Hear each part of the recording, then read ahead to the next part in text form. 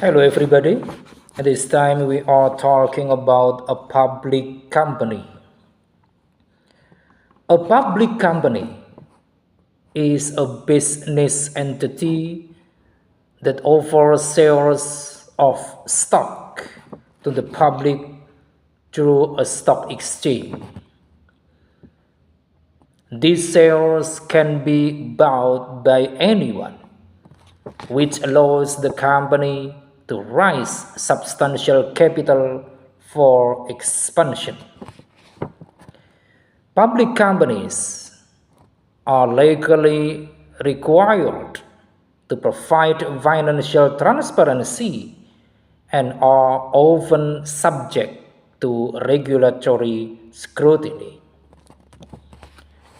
This openness attracts investors who seek to buy shares and benefit from the company's growth, dividends, and rising stock prices.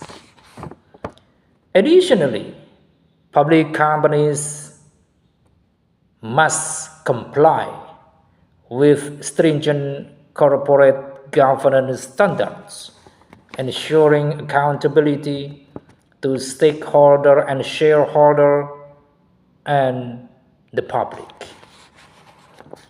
And then we move to characteristics of a public company.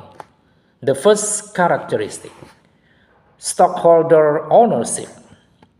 While many private companies are owned by a small group of individuals, most public companies have majority ownership from their stakeholders and stockholders who buy and sell securities as a way to make money.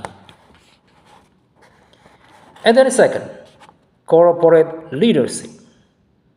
Most public companies are managed by a chief executive officer who leads a team of executives, vice presidents, and managers.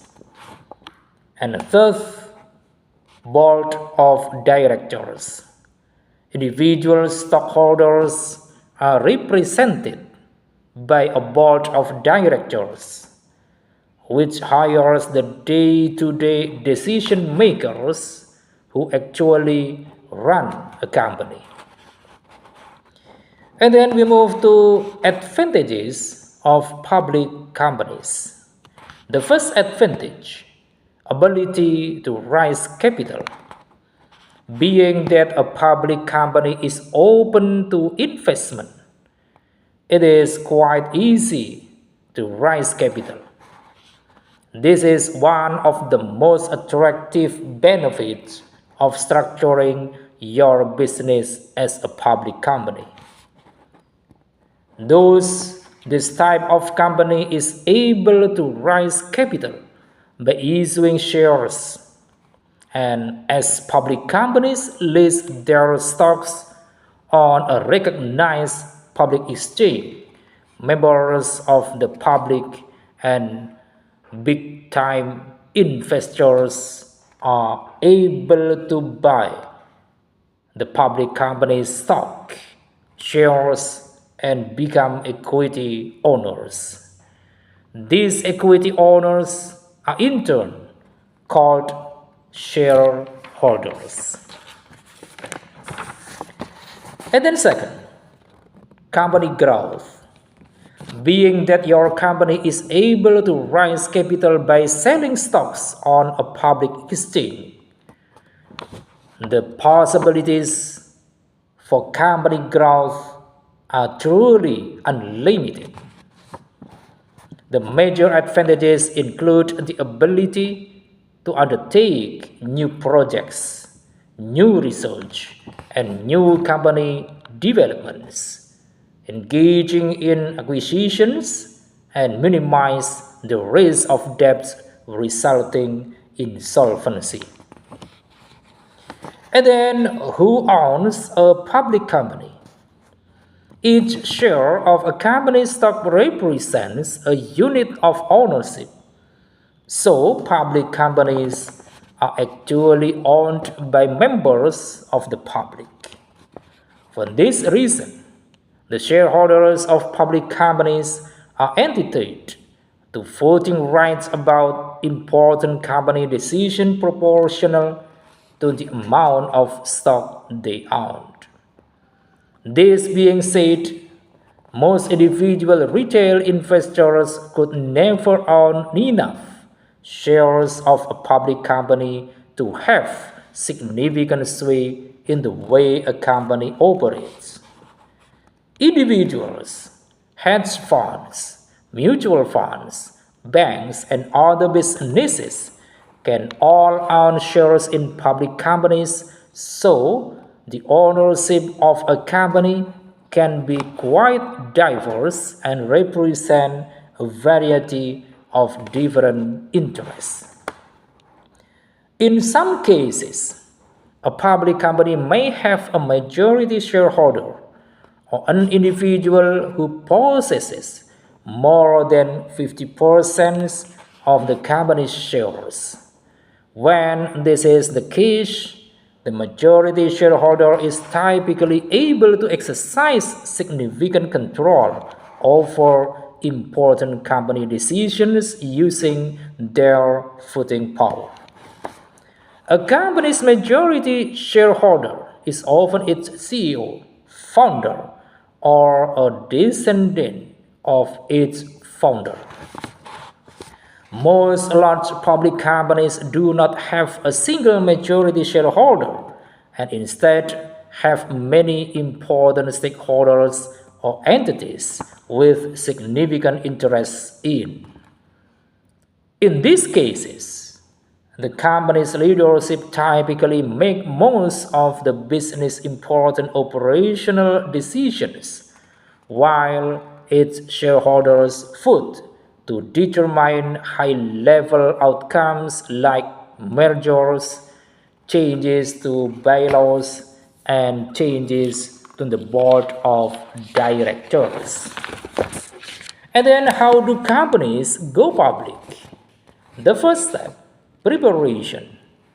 The company prepares for the initial public offering or IPO by getting everything in order. These include deciding how many shares to sell, determining the price, and working with financial experts and underwriters. Second, preparation of mandatory documents. The company creates important documents required for the IPO, such as a prospectus. These documents contain detailed information about the company's finances, operations, risks, and future plans, and it helps potential investors make informed decisions about whether to buy shares. And third, review of financial statements. Before going public, the company's financial statements undergo a thorough review. This ensures that they are accurate and comply with regulatory standards. Potential investors rely on these statements to assess the company's financial health and performance. And then, how does a public company work? A public company is a company with equity and debt owned and traded by the general public through the public capital markets. Some basic requirement in a public company is that there should be minimum 7 shareholders and 3 directors are necessary. And for a public limited company, the name must end with the word limited, as well as before the procedures of registration, the name of the company should be approved by all directors and subscribers are necessary.